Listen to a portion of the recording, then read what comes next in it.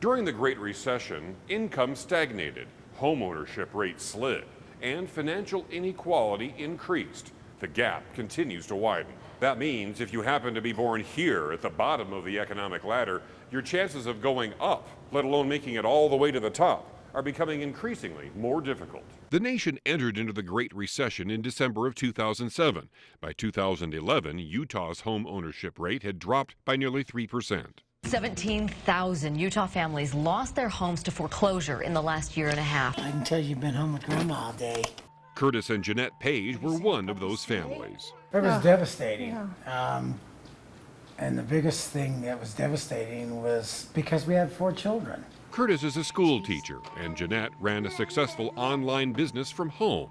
But the recession wiped out most of her clientele. We went from having money and being able to survive to living only on my husband's income, which isn't enough.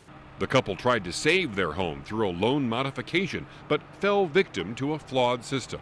Now, they're not sure if they'll ever be able to own another home. At my age, our credit's ruined now, and by the time it gets better, I'm going to be, 4 or 5 years from retirement. The erosion of home ownership in Utah, while slight, indicates a weakening of one of the main tenets of the American dream. There's been an increase in the number of people renting as opposed to owning their own homes. Steve Cruz is president of the Utah Foundation.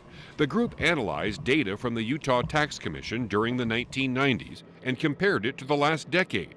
The group found the Great Recession increased the number of Utahns who are now further away from the American dream. It means that not only was their income falling in actual real terms, but that they were falling below other people in society. The most recent 9-year period saw a 12% increase in people who were downwardly mobile, increasing to 40% of Utah's population. I'm thinking that the economy is improving little by little.